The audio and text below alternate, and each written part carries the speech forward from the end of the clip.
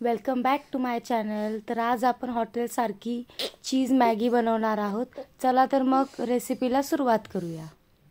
अशी मॅगी बनवण्यासाठी लागणारं साहित्य बघूया।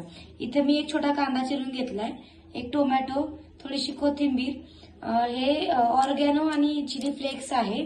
ऑर्गॅनो सीझनिंग म्हणजे जे पिझ्झा सोबत वगैरे भेटतं ते मी एक्स्ट्रा असं तर ठेवून देते फ्रीज मध्ये। ते मॅगी मध्ये खूप छान लागतं म्हणून मी ते घेतलेले इथे। तुमच्याकडे असेल तरी ठीक, नसेल तरीही चालेल।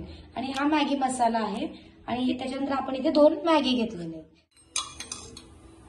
इथे आपण 2 चमचे तेल ऍड करून घेणार आहे एका कढईमध्ये। त्याच्यानंतर त्याच्यामध्ये आपल्याला आता जिरे मोहरी वगैरे टाकायचं। तेल थोडंसं गरम होऊ द्यायचं। जिरे छानपैकी तडतडले की त्याची टेस्ट येते। इथे आपलं तेल गरम झालं, त्याच्यामध्ये थोडीशी मोहरी ऍड करू, थोडीशी जिरे, थोडासा कांदा। आता कांदा चांगला भाजून घेऊया आपण।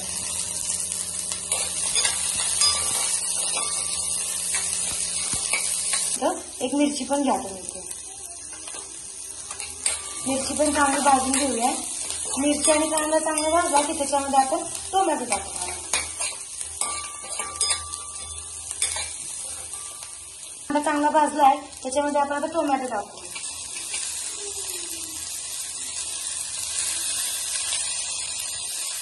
आता टोमॅटो ही चांगला आपण परतून घेऊया। टोमॅटो एकदम असं स्मॅश होईपर्यंत भाजून घ्यायचा, म्हणजे त्याची टेस्ट चांगली होते। इथे मी थोडीशी हळद पण टाकते।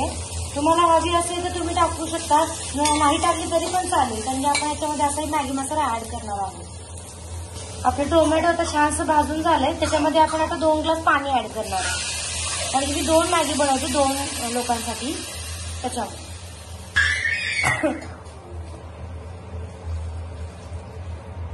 इथे आपल्या पाण्याला उकळी आली आहे। त्याच्यामध्ये आपण मॅगी मसाला, चिली फ्लेक्स ते ऍड करून घेऊयात, ऑर्गॅनो वगैरे। इथे मी 2 पॅकेट मसाला ऍड करते, मॅगी मसाला आणि चिली फ्लेक्स आणि ऑर्गॅनो।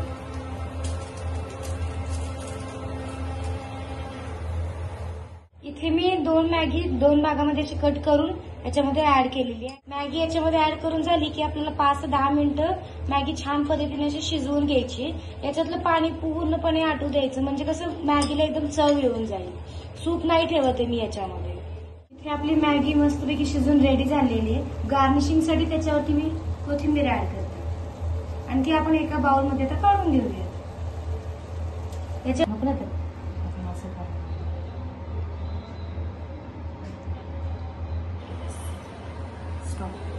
चला मग आता लास्ट स्टेप म्हणजे याच्यावरती आपण चीज ऍड करून घेऊया। मला पर्सनली चीज खूप आवडतं, तुम्हाला आवडतं की नाही हे मला कमेंट मध्ये नक्की सांगा।